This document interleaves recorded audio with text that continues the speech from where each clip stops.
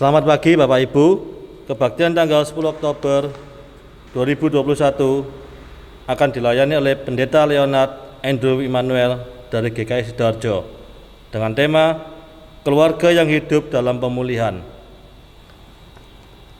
Untuk kegiatan sepekan, Bapak Ibu dapat melihat warta jemaat. Ada tambahan beberapa warta. Yang pertama, PD Sektor Gabungan akan diadakan pada tanggal 14 Oktober 2021 pukul 7 malam, dilayani oleh Pendeta Theodorus William Noya. Ada tambahan acara lomba exciting game dalam rangka rangkaian Bulan Keluarga 2021. Mohon partisipasi dan peran seluruh jemaat. Yang kedua, PPKM Keluarga Kita Bulan Keluarga 2021. Keluarga GKI Rasti, mari ikutan lomba bulan keluarga.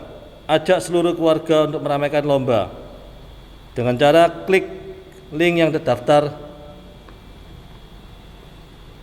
lomba keluarga. Merekam momen seru bersama keluarga, bisa nyanyi, foto bersama keluarga yang diedit, dimasukkan di IG GKI Rungkut Asri dengan durasi maksimum 1 menit. Lomba anak-anak pakai reel, gerak dan lagu dengan iringan lagu rohani, durasi maksimum 1 menit.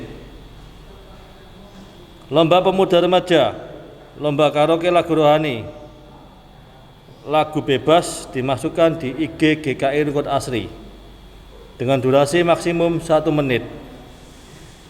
Lomba sektor. Kegiatan lomba dimulai pada tanggal 1 sampai tanggal 20 Oktober.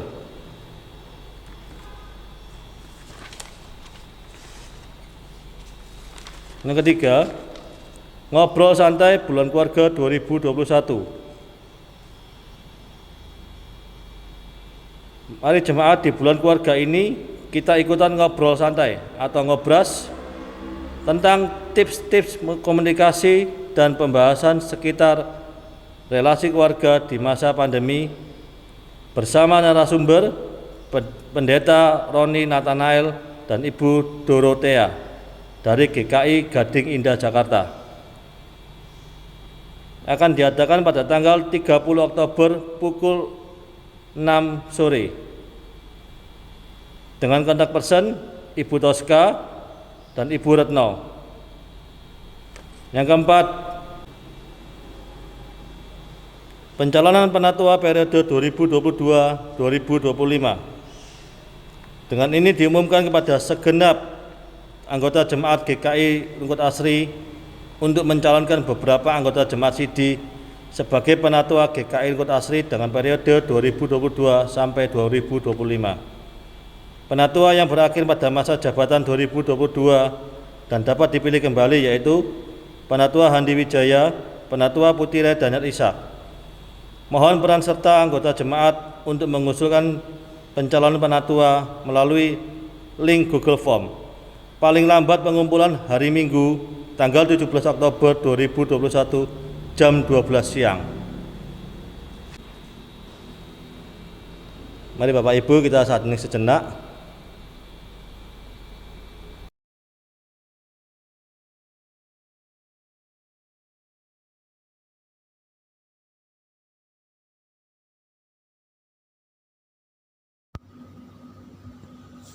Kehidupan bukanlah hal yang mudah untuk bisa dijalani sendirian. Mengarungi kehidupan menuntut keluarga untuk saling menopang. Itulah kehendak Kristus kepada setiap anggota keluarga Kristus, tidak menginginkan kita saling menyingkirkan. Tetapi di dalam keunikan kita, hendaknya kita saling menerima dan saling memulihkan sehingga karya Allah menjadi nyata dalam kehidupan keluarga kita. Untuk itulah Allah dengan kasih yang besar mempersatukan kita menjadi keluarga.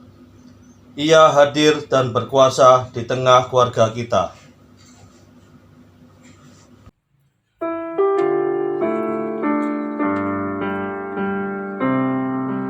Bila Yesus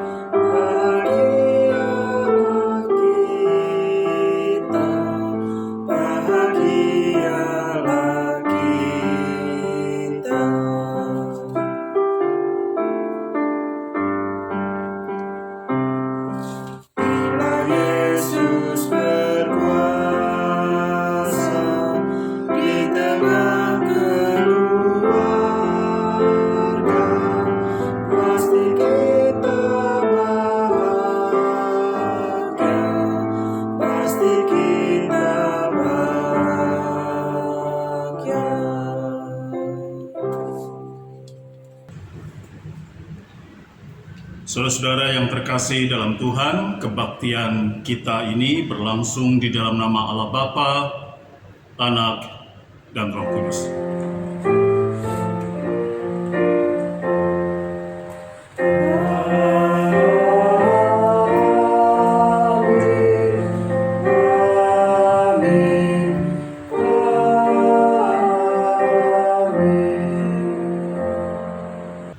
Tuhan beserta saudara sekalian. Dan beserta saudara juga. Mari silakan duduk. Panggilan Kristus untuk menerima kehidupan kekal adalah juga sesungguhnya panggilan untuk pemulihan secara utuh. Kehidupan kekal dari Bapa menuntut kita semua untuk mengalami pemulihan dari segala keterpurukan dan juga halangan di dalam hati kita. Maka untuk menerima kehidupan kekal dari Allah, bukanlah dengan cara taat memahami dan menjalankan ritual agama belaka, tapi juga bersedia menjalani pemulihan yang menyeluruh dengan sikap peduli, berlaku adil dalam keluarga, dan kepada sesama.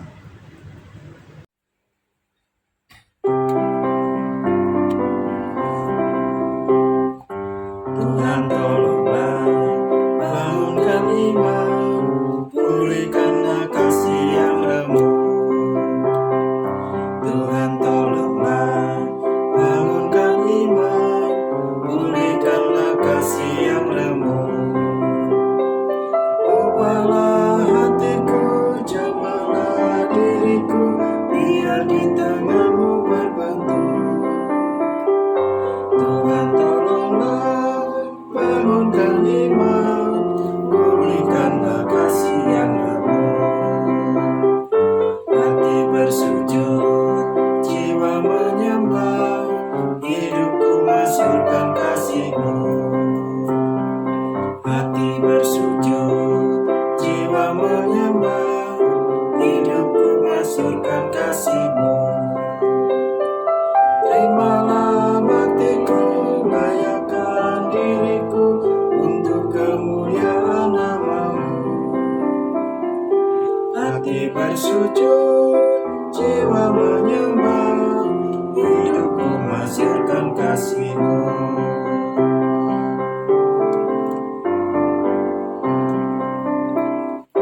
Harta dan karya, tata dan nama, ku sembahkan bagi nama-Mu. Harta dan karya, tata dan nama, ku sembahkan bagi nama-Mu. Terimalah ya Tuhan baktiku bagi-Mu, dan berkati harta imanku. Harta dan karya, tata dan nama, ku sembahkan bagi nama-Mu.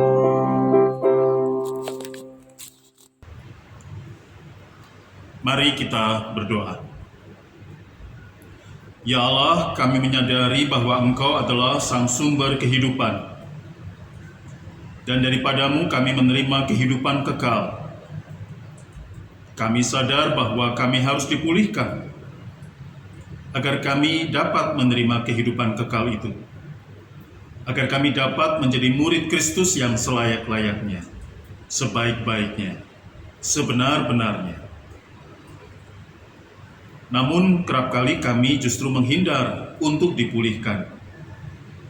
Semenjak kami merasa bahwa kami baik-baik saja, bahwa kami orang benar, dan bahwa kami telah menyatakan kesalehan melalui kerajinan untuk menjalankan ritual beragama. Kami tidak sadar bahwa sesungguhnya kami telah jatuh dalam sikap egois, memakai agama untuk membenarkan diri sendiri. Dan oleh karena itu kami butuh dipulihkan, agar kami menjadi anak-anak Bapa. Ampunilah kami, ya Tuhan, pulihkanlah kami sebagai murid Kristus dan sebagai anak-Mu, supaya kami dapat menerima kehidupan kekal yang Kau sediakan bagi setiap orang. yang menaruh pengharapan di dalam nama-Mu. Kepadamu saja kami memohon. Dengarkanlah doa kami. Ampunilah dosa kami. Di dalam Kristus Sang Penebus, kami berdoa. Amin.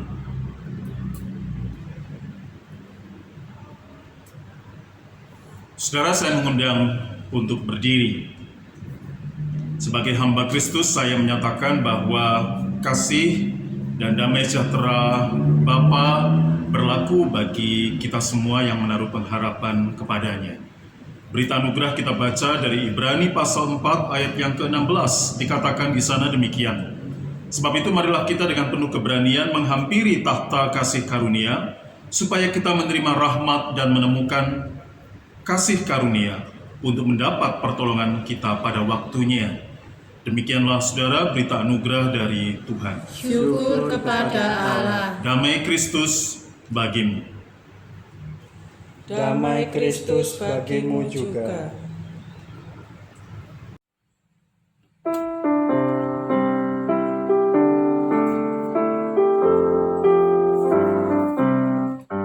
Datanglah ya sumber rahmat, seluruh pun hatiku menyanyikan kasih selamat yang tak kunjung berhenti.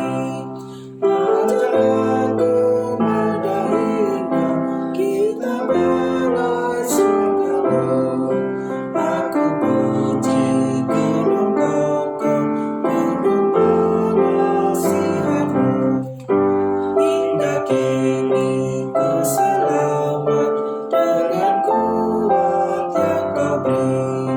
Ku harapkan akan dapat sampai di negeri seri. Yesus cari akan aku, nominal yang sesat, untuk membela diriku dipikulnya salib berat.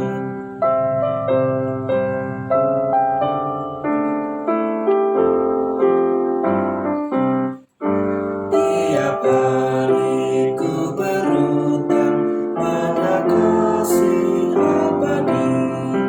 Rantailah hatiku curang dengan rahmat tak henti. Ku diberikan pencobaan, meninggalkan kasih-Mu. Inilah hatiku Tuhan, meteraikan bagi-Mu.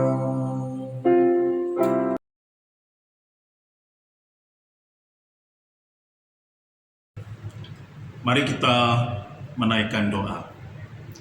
Bapa di sorga, Engkau menganugerahkan Kristus sebagai Tuhan bagi kami, agar kami menjadi murid-murid-Nya yang setia. Jauhkanlah kami dari keinginan untuk membenarkan diri kami sendiri.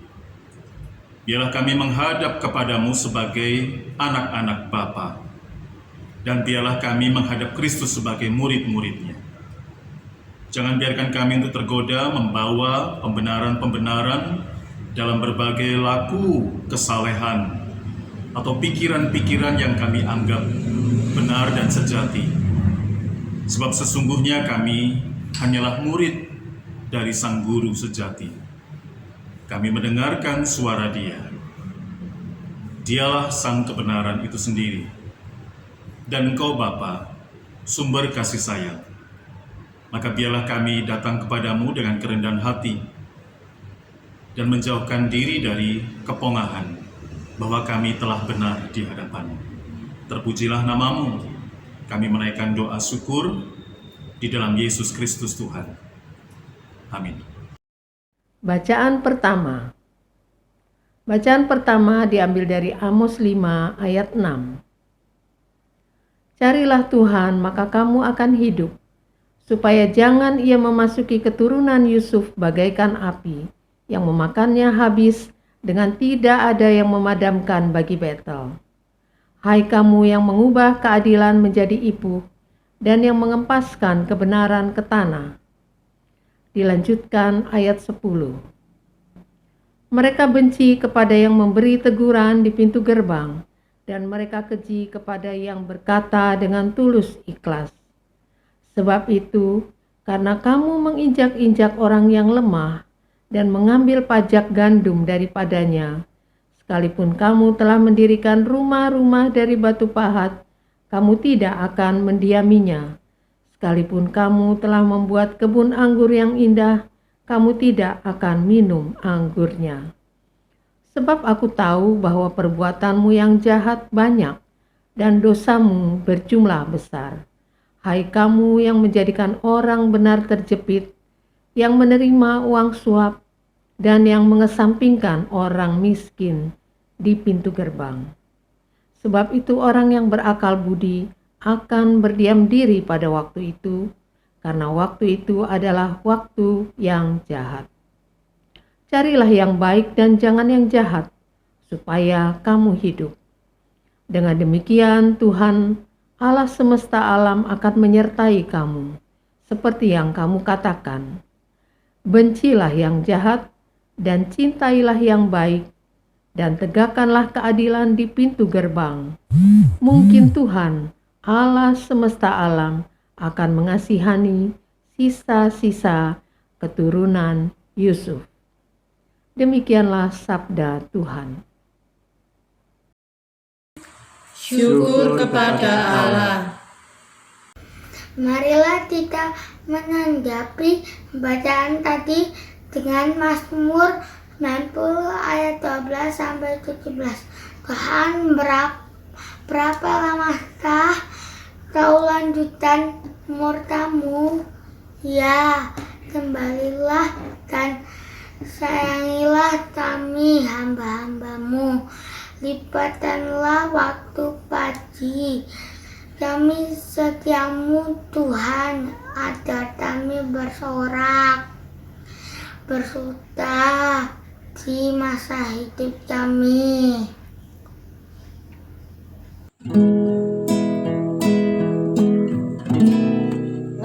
Ajarlah kami menghitung hari-hari kami, agar kami beroleh hati yang bijaksana. Ajarlah kami menghitung hari-hari kami, agar kami beroleh hati yang bijaksana.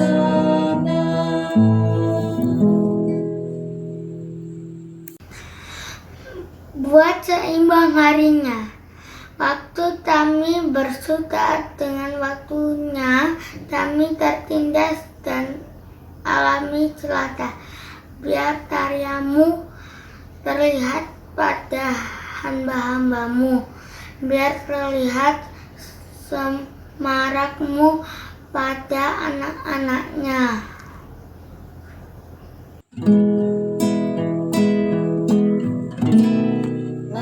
Ajarlah kami menghitung hari-hari kami, agar kami beroleh hati yang bijaksana.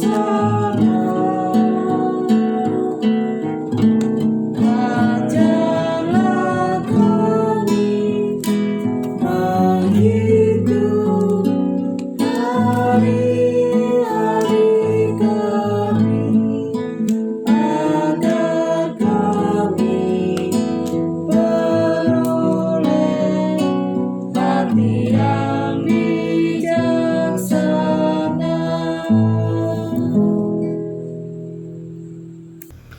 Biar kemurahan Tuhan atas kami turunlah, dan perbuatan tangan kami pun, ya Tuhan, jatuhkanlah. Tuhan, taulah Allah kami. Nyatakanlah rahmat-Mu dan perbuatan tangan kami pun, ya Tuhan, jatuhkanlah.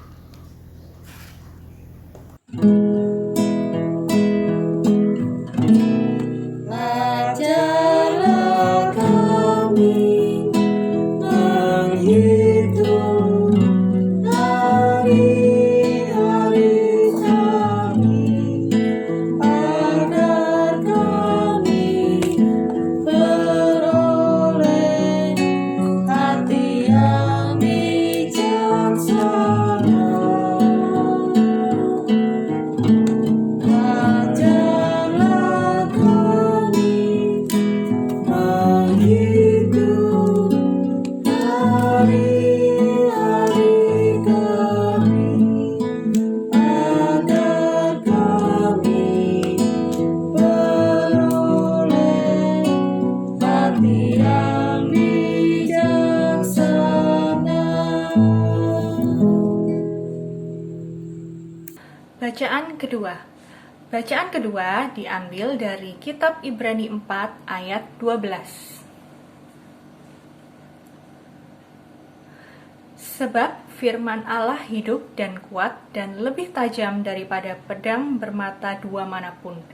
Ia menusuk amat dalam sampai memisahkan jiwa dan roh, sendi-sendi dan sumsum. Ia sanggup membedakan pertimbangan dan pikiran hati kita.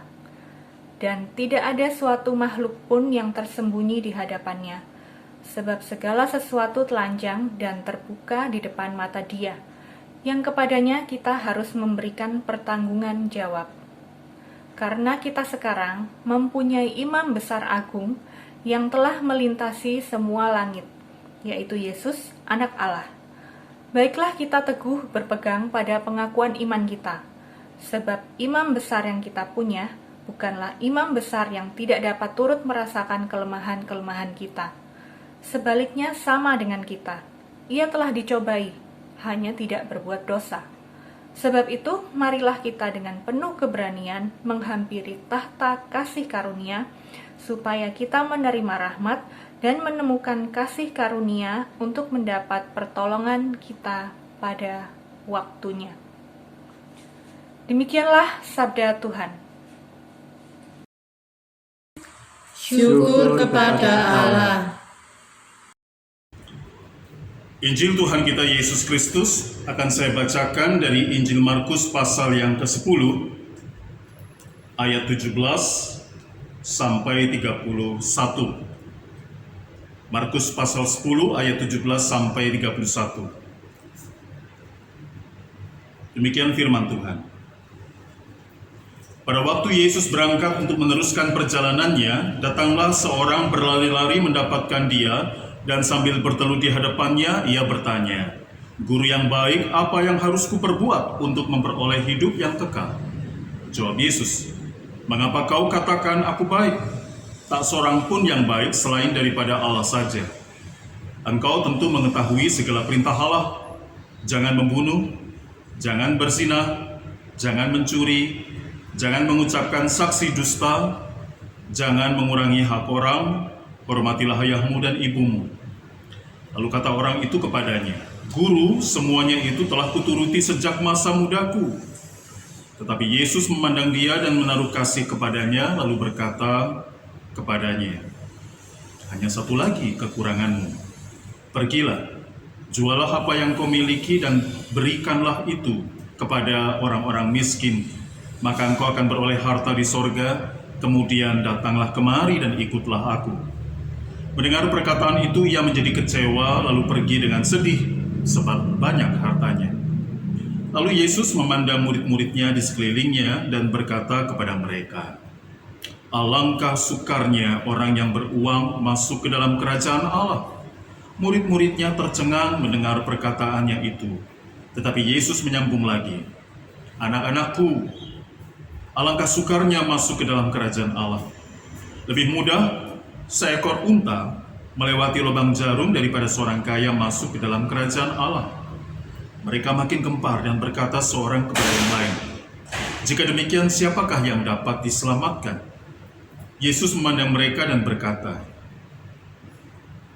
"Bagi manusia hal itu tidak mungkin, tetapi bukan demikian bagi Allah, sebab segala sesuatu adalah mungkin bagi Allah."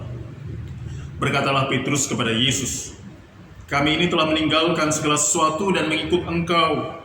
Jawab Yesus, "Aku berkata kepadamu, sesungguhnya setiap orang yang karena Aku dan karena Injil meninggalkan rumahnya, saudaranya laki-laki atau saudaranya perempuan, ibunya atau bapaknya, anak-anaknya atau ladangnya, orang itu sekarang pada masa ini juga akan menerima kembali 100 kali lipat rumah, saudara laki-laki, saudara perempuan, ibu, anak, dan ladang, sekalipun disertai berbagai penganiayaan. Dan pada zaman yang akan datang, ia akan menerima hidup yang kekal. Tetapi banyak orang yang terdahulu akan menjadi yang terakhir, dan yang terakhir akan menjadi yang terdahulu." Demikianlah saudara Injil Yesus Kristus, yang berbahagia ialah mereka yang mendengarkan firman Allah dan yang memeliharanya. Haleluya.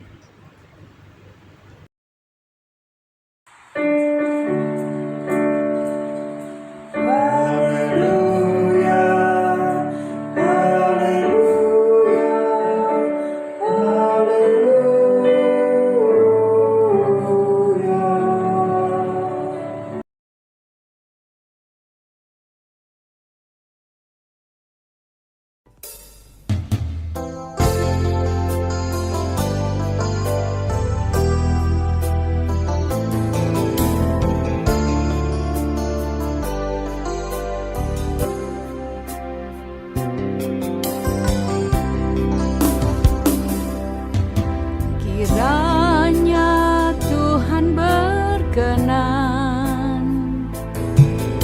memberkati rumah keluargaku, apa yang telah Tuhan berkati. diberkatilah untuk selamanya. Sebab Tuhan melindungi, Tuhan menyinari dengan wajah-Nya, memberi kasih karunia, damai sejahtera. Tuhan Yesus berkati.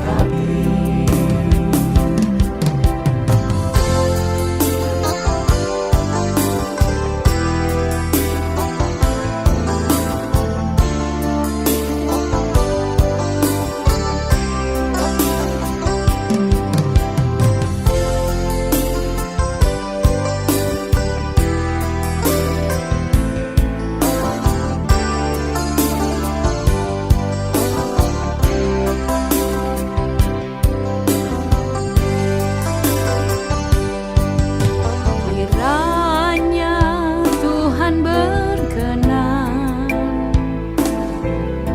Memberkati rumah keluargaku,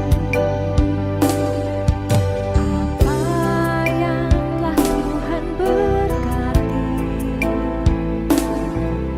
diberkatilah untuk selamanya.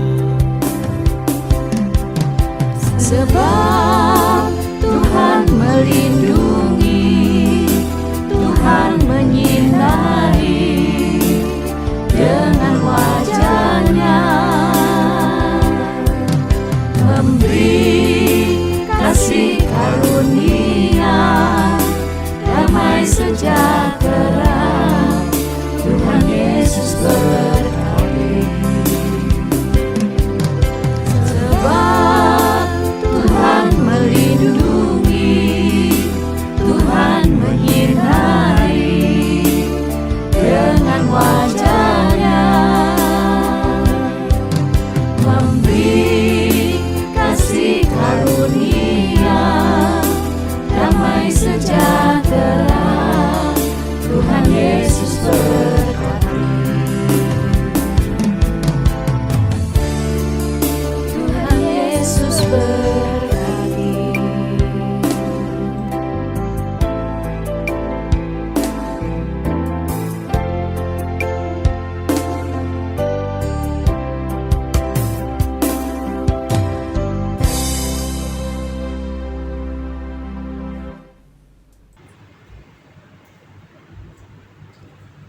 Saudara yang terkasih dalam Tuhan, cerita kita pada saat ini adalah cerita yang sudah sering kita dengar tentang seorang yang saleh dan betul-betul menghendaki agar ia selamat.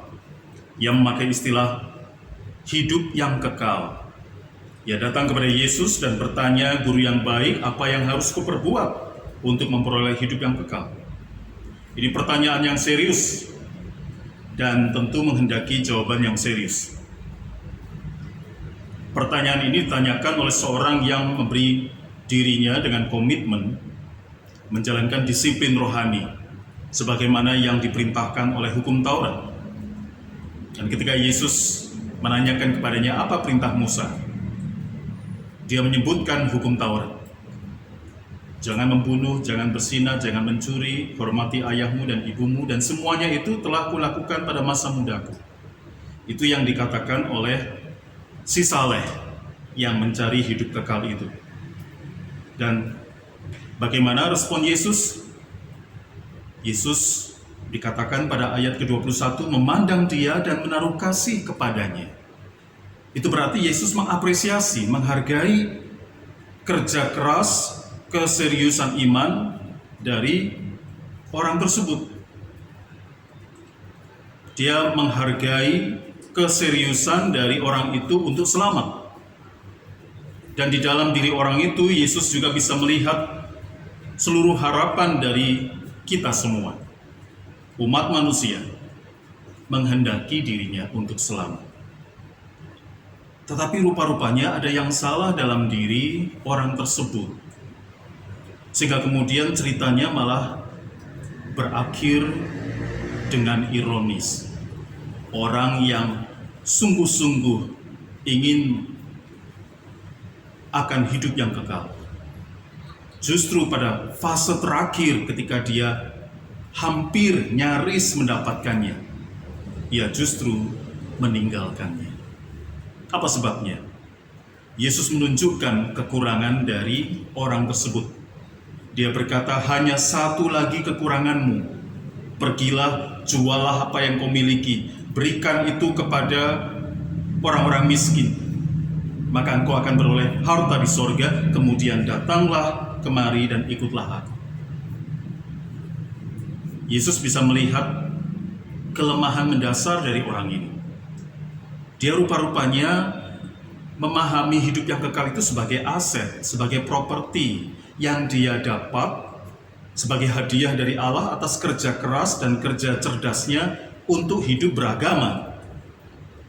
Dia sudah menjalani perintah Allah dan menjauhi larangannya. Itu berarti hubungan dia dengan Bapa adalah hubungan legal, hubungan hukum, tapi juga sekaligus hubungan ekonomi, hubungan transaksional. Allah memberikan tuntutan, saya berusaha untuk memenuhi tuntutan dan persyaratan agar saya bisa memiliki hidup yang kekal. Dan saya sudah punya kapital rohani, modal untuk membayar hidup yang kekal itu. Jadi saya seharusnya layak. Hidup beragama rupa-rupanya bagi orang tersebut adalah soal pencapaian dan sekaligus pembuktian akan dirinya sendiri. Itulah sebabnya kemudian si orang kaya tidak mampu memenuhi panggilan terakhir Yesus untuk mengosongkan dirinya sendiri, mengurangkan dirinya sendiri, mempermiskin dirinya sendiri demi untuk memperoleh harta di sorga.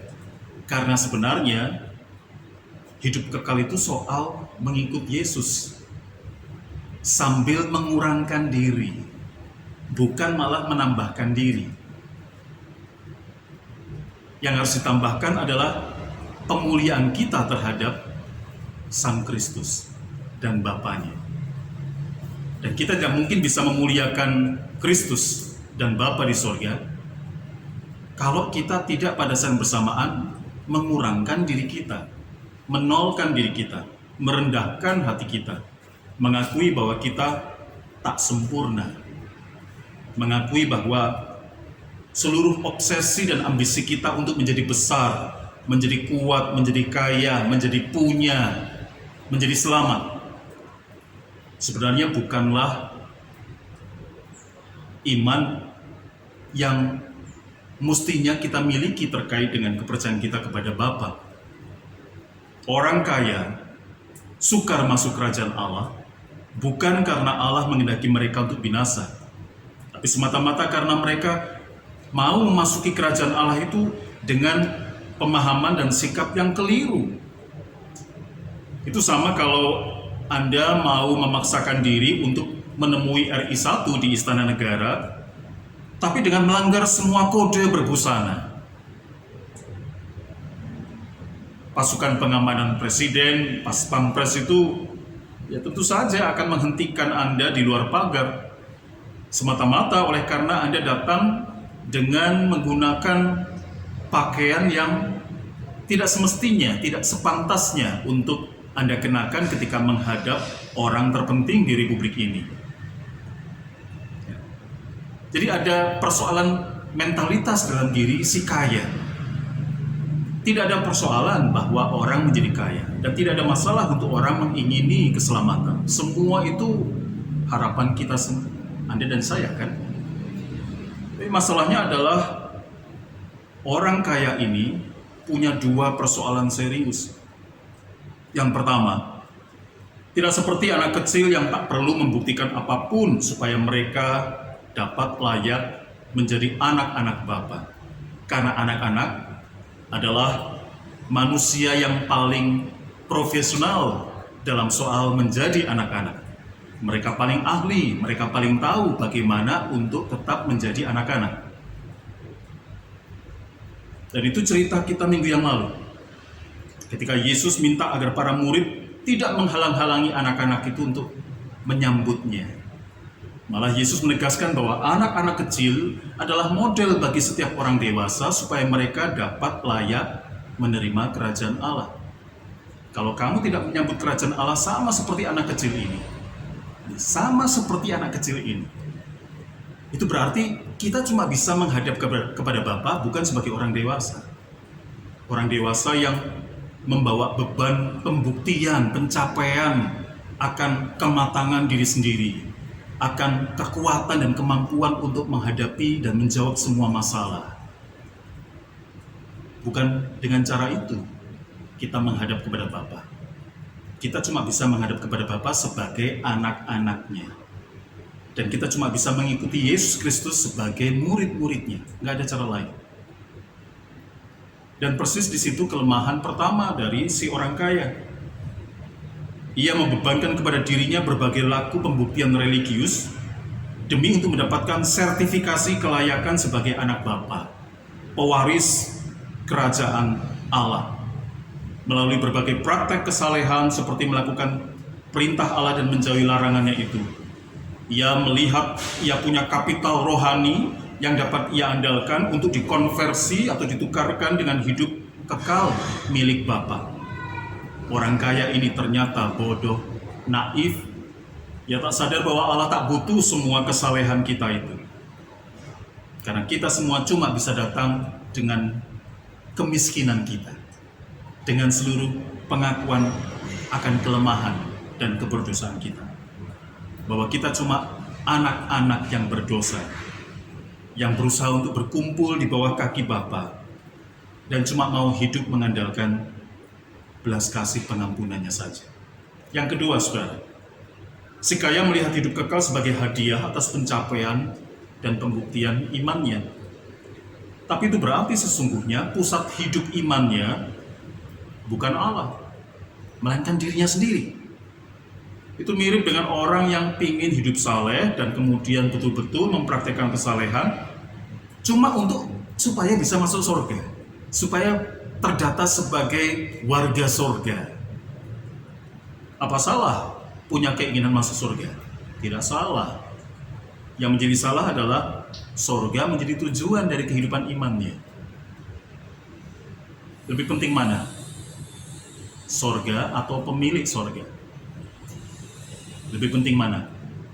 Kerajaan Allah atau Allah sebagai sang raja?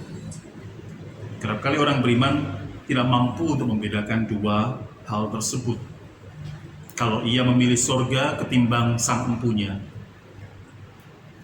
maka sesungguhnya hidup iman lebih bicara tentang dirinya sendiri. Bukankah begitu? Atau orang yang berusaha untuk masuk surga at all cost, dengan segala cara dan biaya, demi supaya mendapatkan puluhan bidadari. Maka surga sebenarnya adalah ungkapan dan manifestasi dari hawa nafsunya sendiri.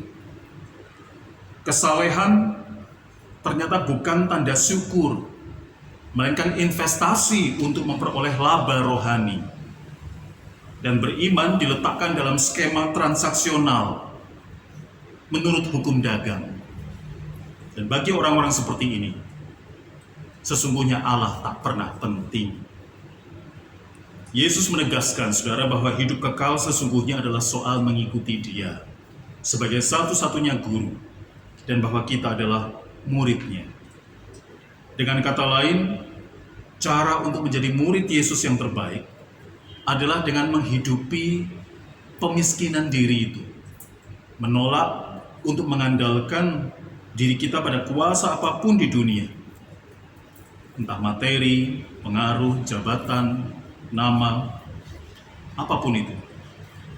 Dan sebagai gantinya kita memilih hidup hanya dari rahmat dan belas kasih Bapa saja. Mengikut Yesus sama sekali bukanlah tentang prestasi demi prestise rohani, melainkan soal memberi diri dengan rendah hati, menghadiahkan dirimu dengan murah hati, dan betul-betul percaya sepenuhnya bahwa aku hanya bisa hidup semata-mata dalam anugerah Bapa saja. Tidak ada lagi yang kuperlukan agar aku bisa hidup dengan bermakna, kecuali bahwa aku dicintai Bapa, dan aku berusaha mengucapkan syukurku, tanda cintaku kepada Bapa, dengan hadir secara bermakna, baik bagi diri sendiri maupun terutama untuk orang lain. Semoga dengan cara itulah, saudara, kita dipulihkan, mengambil peran kita dimanapun kita berada, khususnya di tengah-tengah keluarga kita. Pada saat ketika kita menjadi gereja yang merayakan keluarga sebagai sebuah pesta dalam bulan Oktober ini, sebagai sesuatu yang kita rayakan dan kita syukuri, mari kita bertanya, apakah kita berusaha untuk membuktikan pencapaian-pencapaian kita sebagai anggota keluarga yang sukses di mata anggota keluarga yang lain, dan karena itu kita mengambil kredit sebagai anggota keluarga terpenting di rumah tangga. Karena kalau mindset cara berpikir kita seperti itu, kekasih kita anggap sebagai kompetitor dalam hidup berumah tangga. Bukan dengan cara itu kita membangun keluarga. Orang hanya bisa datang sebagai anggota keluarga dengan pengakuan bahwa ia butuh untuk mencintai orang di luar dia. Ia butuh untuk memiliki terminal akhir, tempat dia mempercayakan tubuh dan jiwanya ketika malam tiba. Dia butuh untuk dirawat, tapi dia sendiri juga butuh untuk merawat. Kasih sayang seharusnya adalah satu-satunya nyanyian yang kita perdengarkan dalam kehidupan rumah tangga kita. Semoga Anda dan keluarga dipulihkan senantiasa. Tuhan memberkati kita semua. Amin.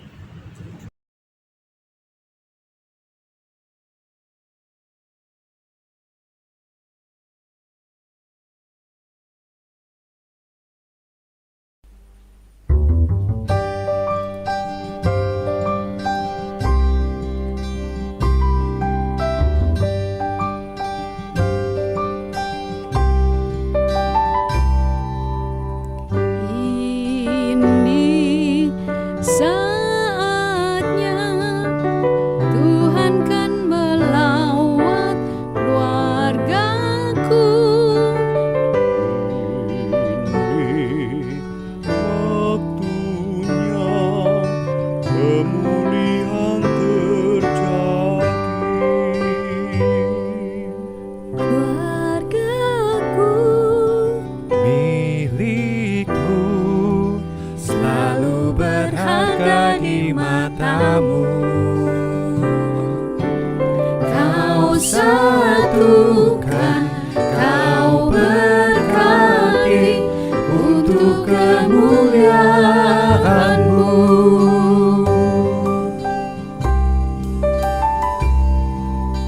Ini saatnya Tuhan kan melawat warga-Ku. Ini waktunya pemulihan terjadi. Keluarga-Ku Milikmu selalu berharga di matamu. Kau satukan, kau berkati untuk kemuliaan-Mu.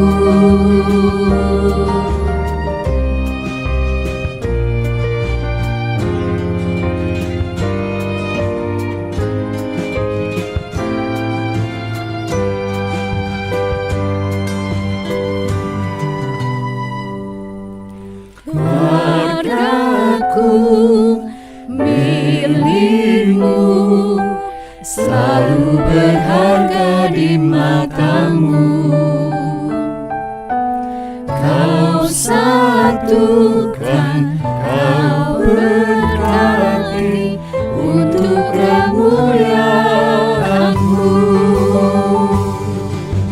Keluarga-Ku milik-Mu, selalu berharga di mata-Mu. Kau satukan, kau berkati untuk kemuliaan-Mu. Untuk kemuliaan-Mu.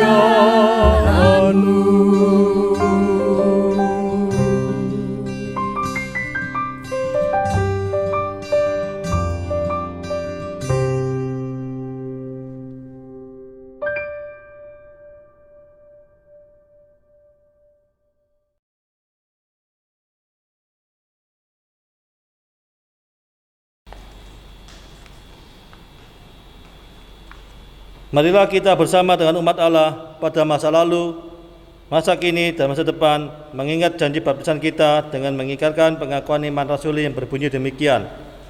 Aku percaya pada Allah, Bapa yang Maha Kuasa, Khalik langit dan bumi, dan kepada Yesus Kristus, Anak yang tunggal Tuhan kita, yang dikandung daripada Roh Kudus, lahir dari anak darah Maria, yang menderita sengsara di bawah pemerintahan Pontius Pilatus, disalibkan, mati dan dikuburkan, turun dalam kerajaan maut, pada hari yang ketiga bangkit pula dari antara orang mati, naik ke surga, duduk di sebelah kanan Allah, Bapa yang Maha Kuasa, dan dari sana ia akan datang untuk menghakimi orang yang hidup dan yang mati. Aku percaya pada Roh Kudus, gereja yang kudus dan am, persekutuan orang kudus, pengampunan dosa, kebangkitan orang mati, dan hidup yang kekal. Amin.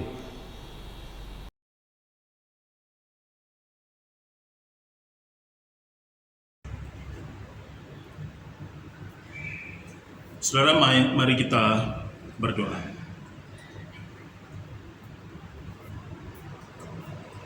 Bapa di surga, kami bersyukur oleh karena Engkau yang telah menghimpun kami sebagai gereja dan keluarga.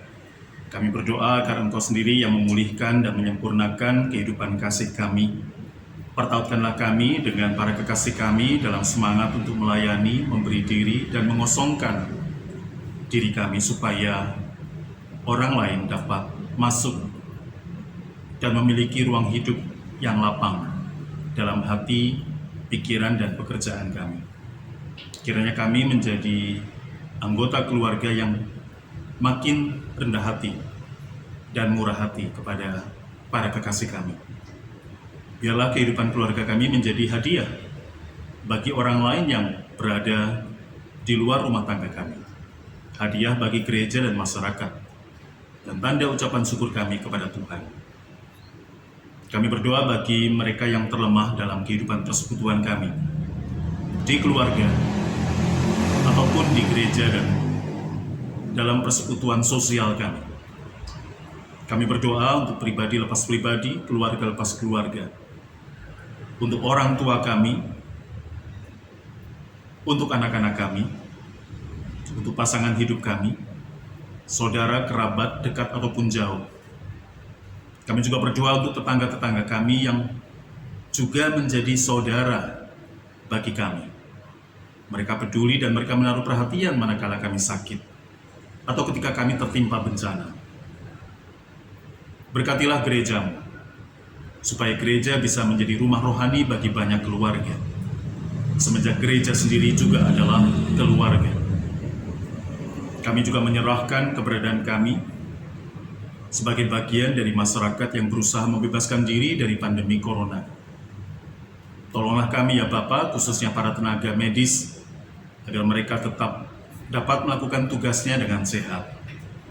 Kami berdoa dan menyerahkan para pengambil kebijakan kesehatan, agar mereka membuat kebijakan yang efektif, membebaskan kami dari terkaman virus corona.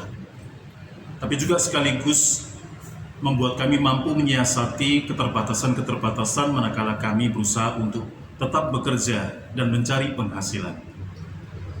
Kami berdoa bagi setiap orang yang punya kehendak baik dalam berbagai lini kerja dan panggilan hidup, agar mereka melalui peran dan panggilannya menjadi tanda-tanda kerajaan di muka bumi ini.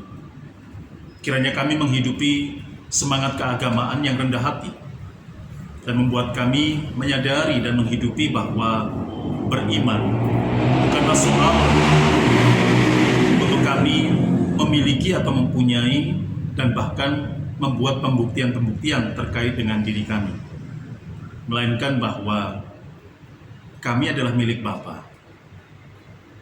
Maka sepenuh-penuhnya yang ada pada kami adalah punya Bapa. Kiranya kami tidak membenarkan diri kami sendiri. Terpujilah nama-Mu, ya Bapa. Kami berdoa dan menaikkan pengharapan kami, ucapan syukur kami ini, dalam nama Yesus Kristus, Tuhan dan Juru Selamat kami yang hidup. Amin.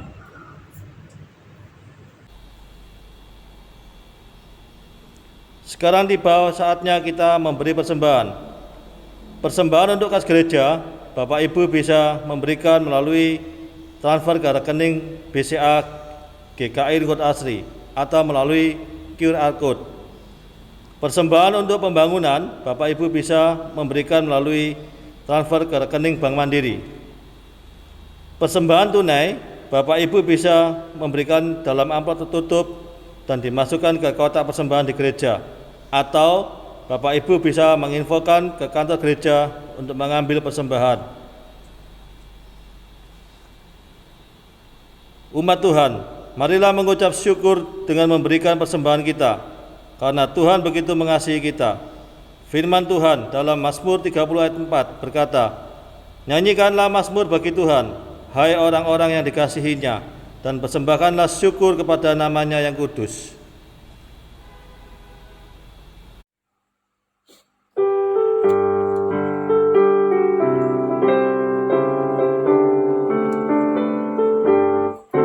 Syukur padamu ya Allah atas karena rahmat-Mu. Syukur atas kecukupan dari kasih-Mu penuh. Syukur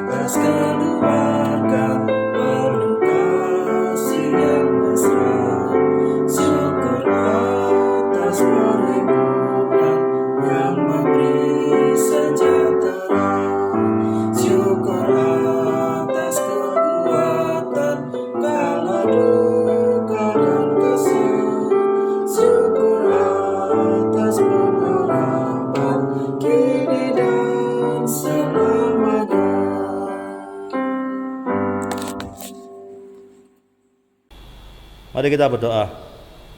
Ya Tuhan, kami mengucap syukur atas kehidupan yang Kau berikan bagi kami. Terimalah persembahan ini ya Tuhan sebagai bentuk ucapan syukur kami, biarlah persembahan ini dapat dipakai menjadi berkat bagi sesama. Majelis jemaat yang mengelola persembahan ini, kiranya Tuhan beri hikmat agar dapat mengelolanya dengan bijak untuk menyatakan karya keselamatan-Mu di dunia. Haleluya. Amin.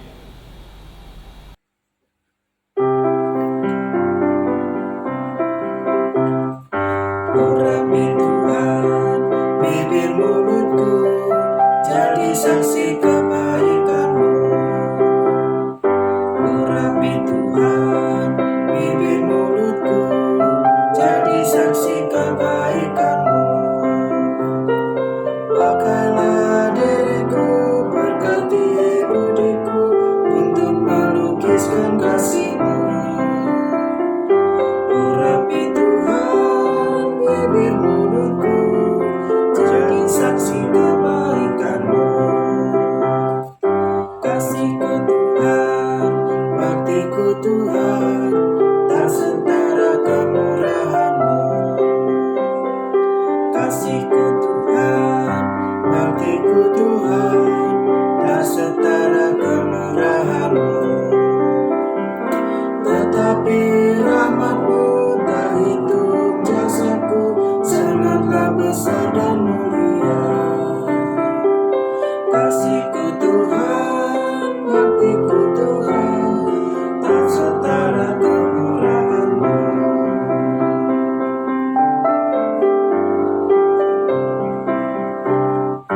Ku ingin hidup, ku rindu kerja, makin giat dan makin tekun. Ku ingin hidup, ku rindu kerja, makin giat dan makin tekun. Kuatkan batinku, hidupkan tekadku, menjadi bentara kasih-Mu.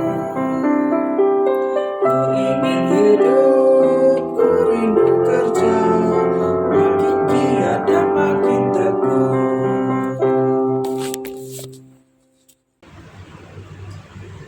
Saudara-saudara, arahkanlah hatimu kepada Tuhan. Kami mengarahkan hati kami kepada Tuhan. Jadilah saksi Kristus. Syukur kepada Allah Terpujilah Allah Bapa, Anak, dan Roh Kudus. yang tidak pernah memisahkan kita dari kasih-Nya sekarang dan selamanya. Maka kini pulanglah dan terimalah berkat Tuhan. Kasih karunia dari Yesus Kristus Tuhan dan Juru Selamat dunia, damai sejahtera Allah Sang Bapa dan persekutuan Roh yang Kudus menyertai langkah hidupmu sekarang dan selama-lamanya. Amin.